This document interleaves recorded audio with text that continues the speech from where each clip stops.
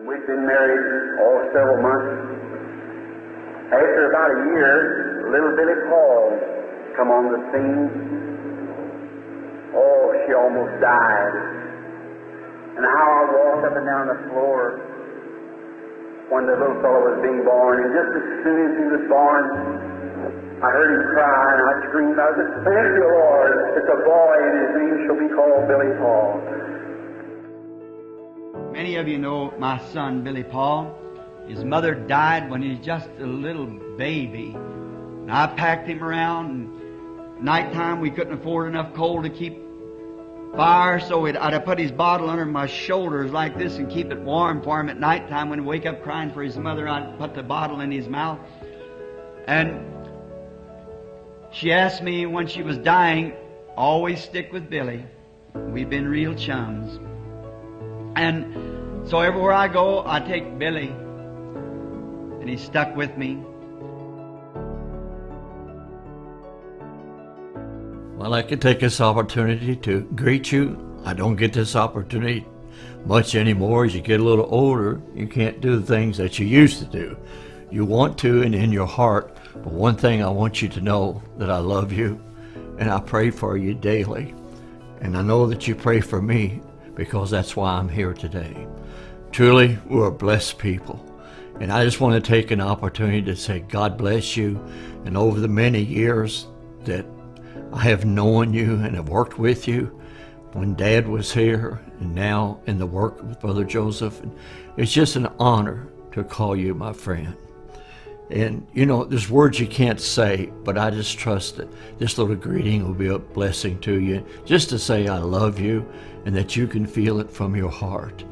You know, Brother Branham said we could talk too much, we could sing too much, we could shout too much, but we could never pray too much. And each day, Brother Branham told me, he said, when you come in the office, Billy, he said, I want you to do my mail. And I said, Daddy, I don't even know how to turn on the typewriter. He says, the Lord will be with you. He said, he told me he wants you to do that for me. And I said, okay. He said, no matter if you've got one letter or you've got 1,000.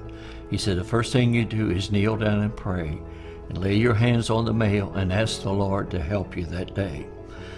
And he said, don't you answer any Bible questions. Don't you answer for me. He said, if there's a question to me, you keep them. And when we get together the next day or that day or whenever, he says, then you write down on the envelope and I'll answer the questions.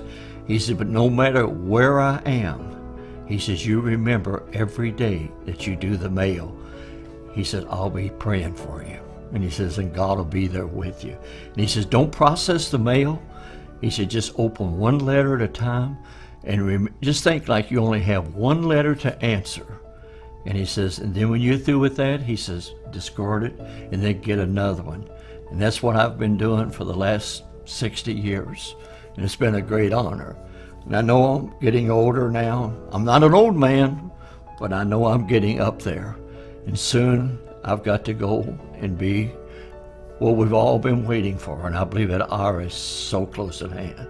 But I just wanted an opportunity to say I love you, and I thank you for your love to me, your stand for this word. And you know, Brother Billy, I'm just talking to you from my heart. I believe this is a one-man message. It's a perfect message. There's no mistakes. There's many voices, but for me and my house, we only follow one voice, and that's the voice of God to us in this day. It's perfect. It needs no interpretation. It interprets itself. And I was thinking in a couple of days now, I'll be getting my 83rd birthday. And in my heart and in my body, I don't feel that old. I know I look it, and the wife says I act like it. No, I shouldn't say that. If it wasn't for her, I wouldn't even be here today. But it's just the idea of being able to express yourself. This message is everything to me.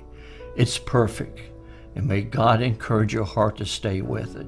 There's things we don't understand, but remember, if God thought it, Brother Branham spoke it, we believe it, and that settles it. And I was thinking the other day, and I woke up, and when I was just a little boy, I was about 12 years old, and we was over in a little town called Vandalia, Illinois, and Brother Branham was having a tent meeting. And we stayed in a little cheap hotel. And I say that to go with my testimony here. And I know you've probably heard me give this testimony, but maybe just one more time I want to share it with you because it's one of the greatest experiences of my life. And in this room, it didn't even have a bathroom. The bathroom was down the hall, and we just had a wash basin right where the camera is here. And it was just a little wash basin and a little pitcher, and that's where we'd wash our hands and things. When we had to take a shower, take a bath, we'd go down at the end of the hall. And I used to sell, in the meetings, I had a little apron, and I'd go down and I'd sell the little books. There was 3 books Brother Branham had. Jesus Christ the same yesterday, today, and forever. I was not disobedient to the heavenly vision. Divine healing in the campaigns. And I thought I was something. Get out there and sell those books. And Daddy would always, and I'd see the Lord move in the meetings. And as a kid, he'd tell us about these things and how the angel would meet him. And I remember one night in this hotel room, we were sitting there, and my dad's brother was working with us at that time. He was driving a truck, and his name was Donnie. And he was the youngest of the brothers. And he and I and Dad were sleeping in the same room.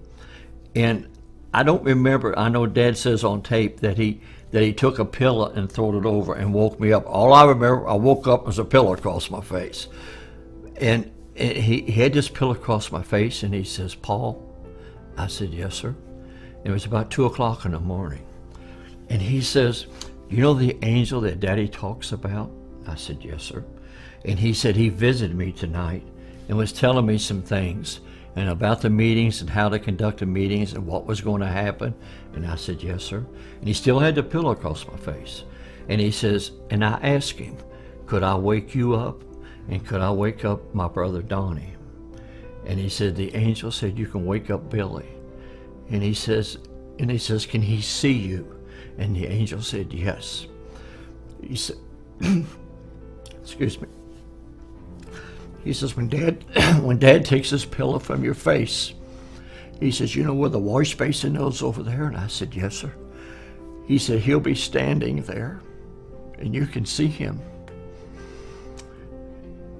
And I said, "Okay."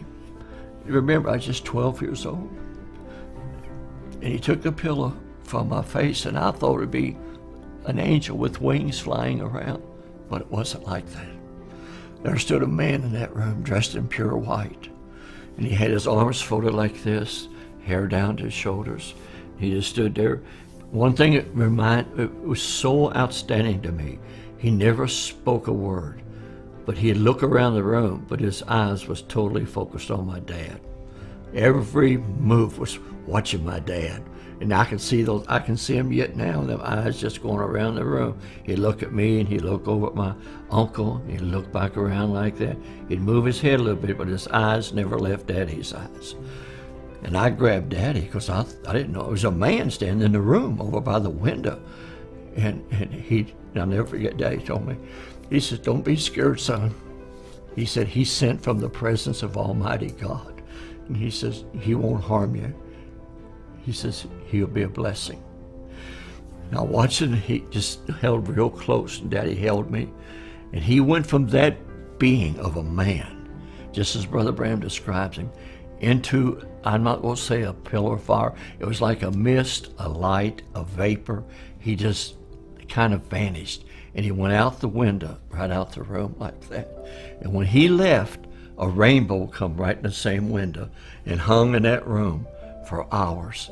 At midnight, 2 o'clock in the morning, dark room, but he stood there, and that rainbow stayed in the room. I felt a presence. And I asked my dad later, I said, "Why did that happen?" And he said, "Because I wanted you to see him." He said, "God called you to work with me, Billy, and I wanted you to see him and to know what Daddy was telling you was the truth." Not that I doubt it, but it was just such an experience, such a wonderful experience. You know, all through my life, I traveled, and my job was to get Daddy in and out of the meetings. And, you know, sometimes I'd let him stay too long, and sometimes I'd take him too quick. And, you know, young boy, but I kept doing what he said. And I'd give out the prayer cards, and I'd bring the people up to him. And sometimes I'd let him stay too long, and he'd say, Billy, you let me stay too long tonight. He says, tomorrow night you don't give out prayer cards because Dad's too tired. Well, I'd go home and I'd cry. I'd be so upset because I messed up the next night's meeting. Then sometimes I'd take him too quick. He'd say, you could let me stay a little longer. No, it was just a hard time. But what a wonderful time. I've seen the people, just any disease. I was thinking the other night, you know, you watch the news, they call this disease that, and they change the name, but it's all the devil. It's all the devil. But when the angel met him, he said, if you get the people to believe you, nothing will stand before your prayer, not even cancer. And I'm a witness to you today that he's the same yesterday, today, and forever.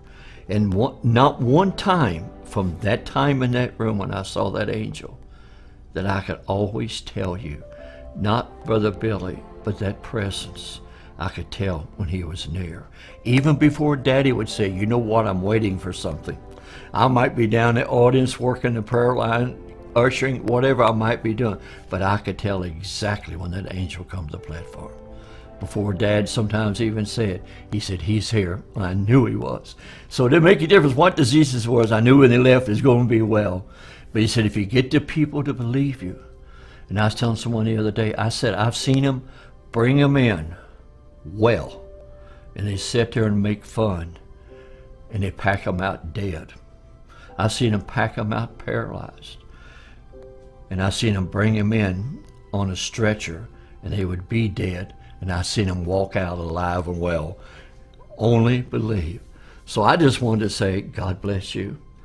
And I'd like to just leave my little greetings to you in this. If I don't see you in person, I'll meet you on that day. And I had the privilege when he was here to have the interviews for him, to set him up. I don't know how it's going to be over there. I just know I'm going to be there by his grace. And I said, God bless me above any man. First of all, he let me be his son. He chose me. And then he let me be a son of a prophet, and to be a brother of a prophet, and to have worked with both of the prophets in my lifetime. Truly, I've been a blessed man. All we have to do is push play and obey. God bless you. And remember, if God thought it, Brother Branham spoke it, I believe it, and that settles it. God bless you.